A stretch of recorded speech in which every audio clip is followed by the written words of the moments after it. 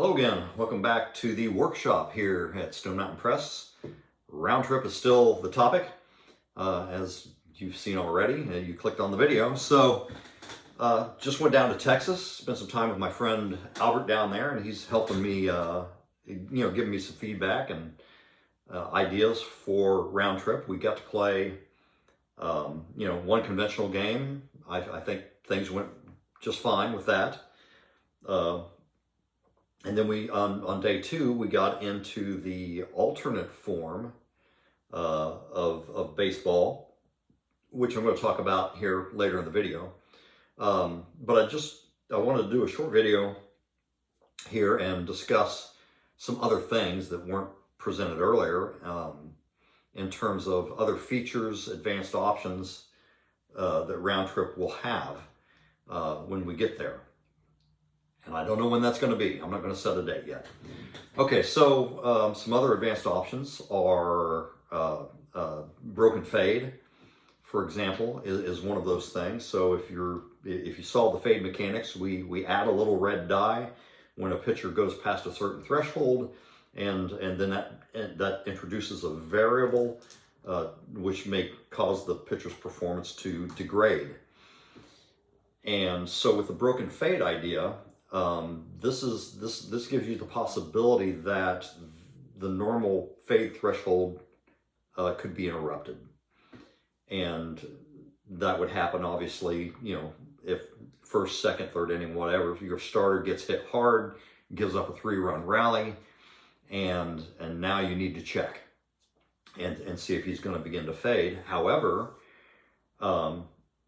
inspired by ballpark baseball, those of you who know me and have talked baseball with me at conventions or whatever know that I'm a big fan.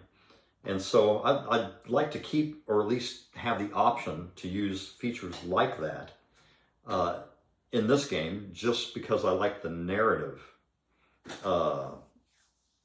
aspect that they provide. So, if your pitcher is being potentially affected by broken fade, the catcher could come out and do a mound visit and make a roll versus his abilities and see if he can reset the pitcher and hold off the broken fade thing. All right, so that's pretty neat. Player and team generation is another feature which I did discuss earlier. The idea really is to use an Excel workbook that will generate lists of players and positions and experience. And you can go and with another push of a button, go get the player's abilities, plug those in, and with another push of a button, get the player's aging out to up to 20 years. And so that's how you would establish teams to begin with.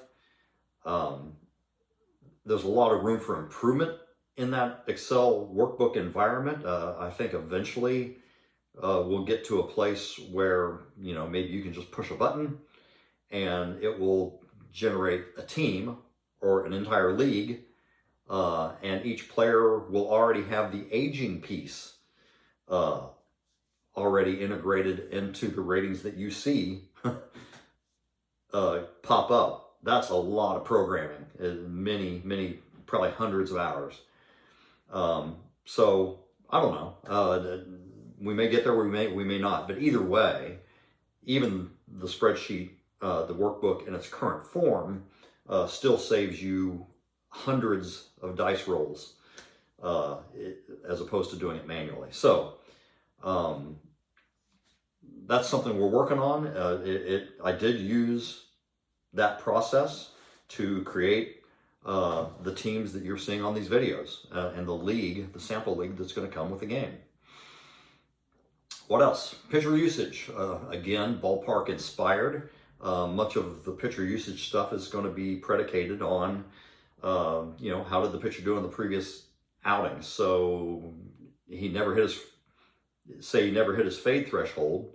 Well, that pitcher had a short appearance and could probably come back on 3 days rest, something like that. On the other hand, if the pitcher had gone long or, had a fade issue where he went into fade level 2 rather quickly, You know, well, if you go to fade level 2, then you need 5 days rest. That sort of thing. It's pretty simple, but those things can get complicated. It's a matter of how much you want to track and how much you just want to go, you know, click through things without thinking about it too much. Speaking about not having to track too much, series personnel check is another feature that I'm working on, and I like this idea because, you know, every time you come into a new series, 3-game, 4-game, playoff series, whatever, you make one roll for both teams, one roll each, and, you know, it'll tell you if some players, like a starter is missing, 2 starters are missing, and if so, for how long, 1 series, multiple series, whatever. But the focus is on the series, not X number of games, and then you have to track, this guy comes back in game 64, and this guy's not available till game, you know, 66. That sort of stuff. Just trying to reduce the level of minutia related to those sorts of things. And there are no injury checks that I can think of right now that are in the charts. So as you're in game, you're not going to have injuries pop up in the game. Some people may want that, and hey, house rule it if that's what you want. All right, player contracts. So I'm working on some charts, a couple charts, to evaluate players based on their ratings.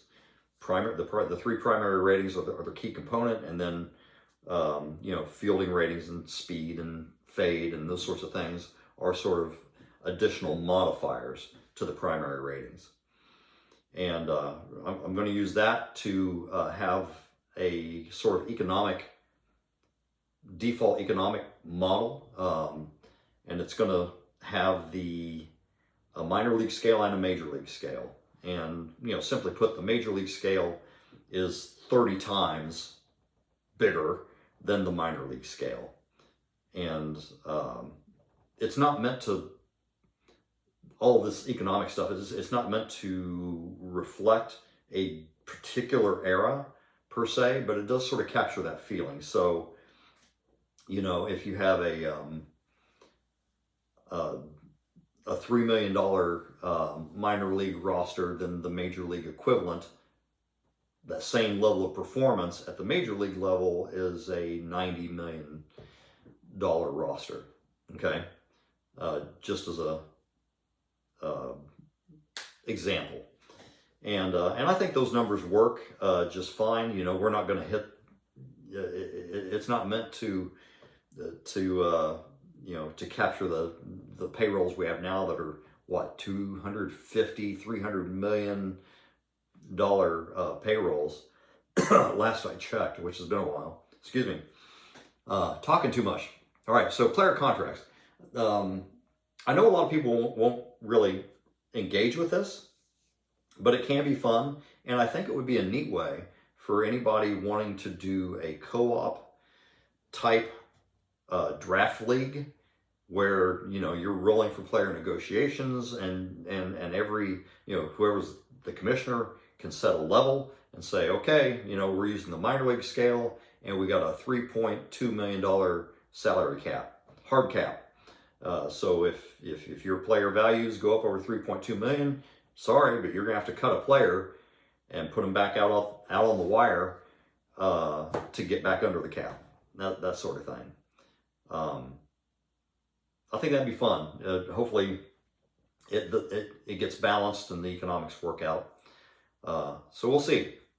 And then finally, the last sort of advanced feature or appendices, or appendix. Yeah, this is a singular appendix. The Win the Inning is what I'm currently calling it. Basically, it is an adaptation of Banana Ball.